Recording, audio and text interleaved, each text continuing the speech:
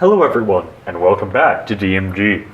Last video, I demonstrated several vintage Seagate ST19171WC hard drives. And, of course, with vintage drives, there was one that wasn't quite working like the others. So today I'm going to disassemble it, see if I can identify the problem, and hopefully fix it. Yes, it's still plugged into the computer, and that's because I want to run it while open.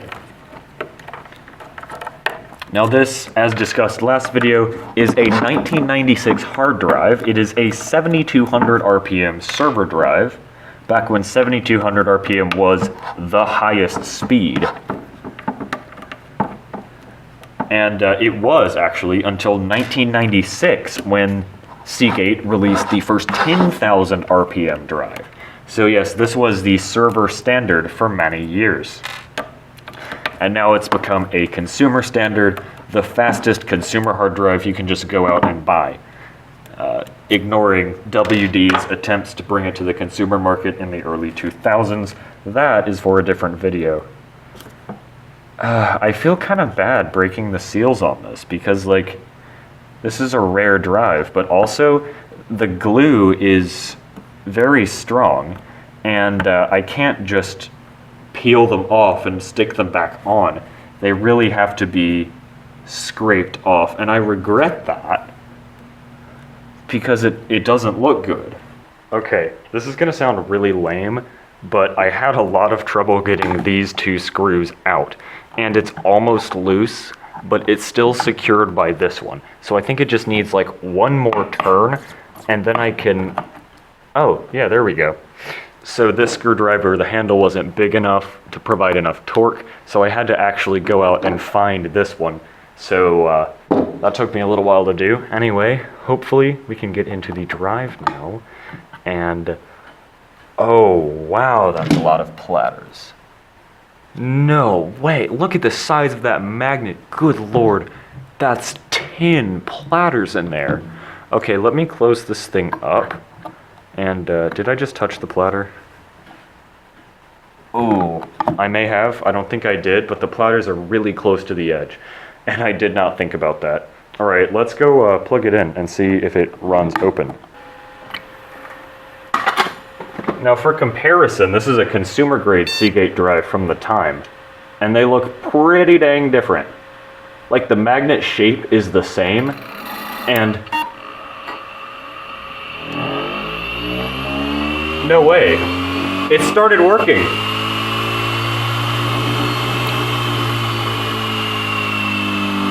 I don't want to put the lid on it while it's spinning, because if I miss, that would severely scratch the platter.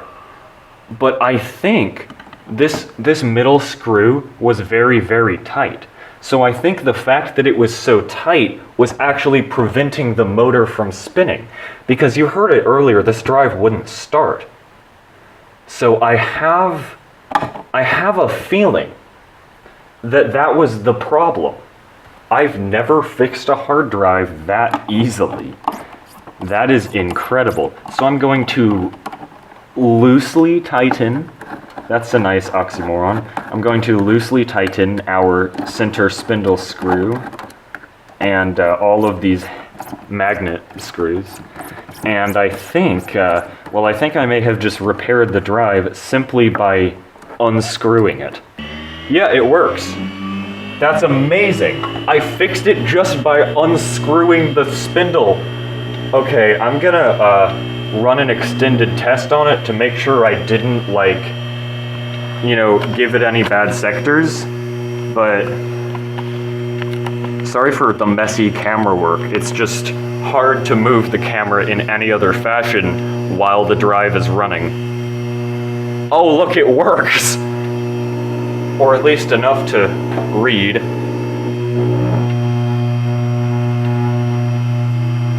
Come on. It's clicking. It's reading the heads and cylinders, or it should be, rather. When it's not reading, I say it's time to cut the drive and open it up again to watch its behavior. I am in a very dust-free environment. It's not a perfect clean room, but when you're working with a 9 gigabyte tin platter drive, that means there's like 450 megabytes on each of these platters. So the chance of dust causing any major issues is a lot lower on older drives because of that. So let me just bring this guy in for comparison. This is an IDE Seagate drive. Yeah, the platter spacing is almost identical between these two drives. That's interesting. All right, let's watch this thing spin up. I am fascinated. Oh shit. That moves so much air, good lord. Oh, wow. Okay, so we have head movement.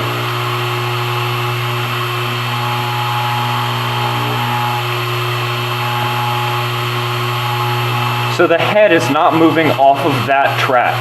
So that makes me think.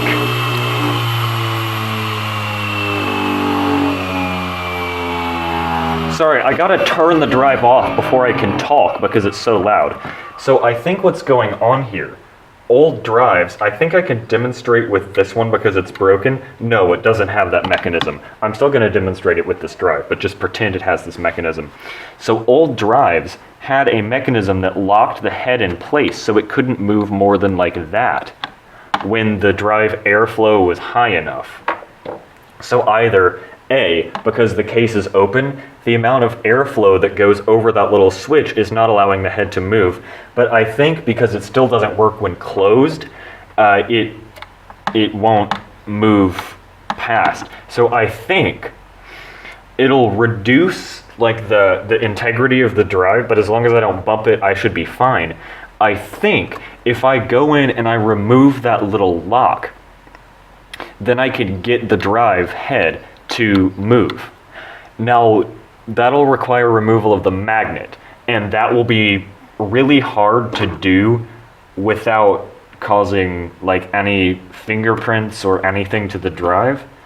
So I'm going to consult a friend of mine who works, well, he does data recovery, that's his job, and I'm going to ask, is my theory correct, and what's the best way to tackle this issue? So hopefully I'll be back in like a few hours with an answer, but does it have this sort of mechanism? Now I'm just now seeing, no, the head actually does move. Okay, let me hit it again. So the head actually moved. Come on.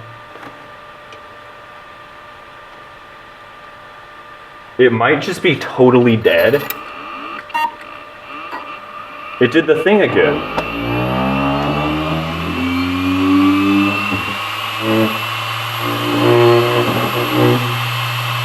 Wow. This is insane. Like, I feel like if my finger slips, it's gonna get cut off. You know, it's still doing the same thing.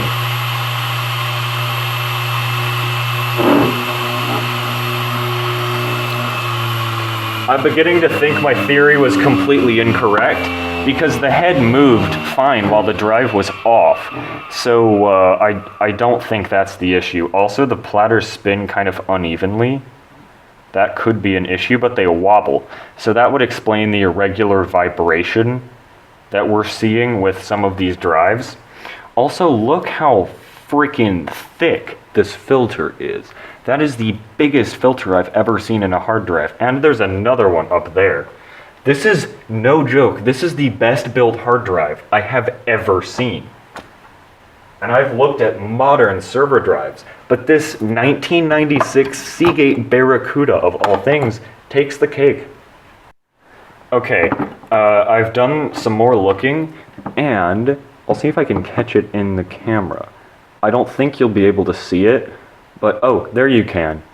The landing zone is very large, and that's where the heads land when the drive is not spinning. Hello, me.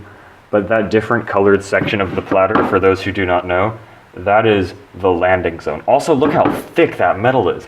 Anyway, sorry, I'm getting sidetracked. So the head isn't moving off the landing zone.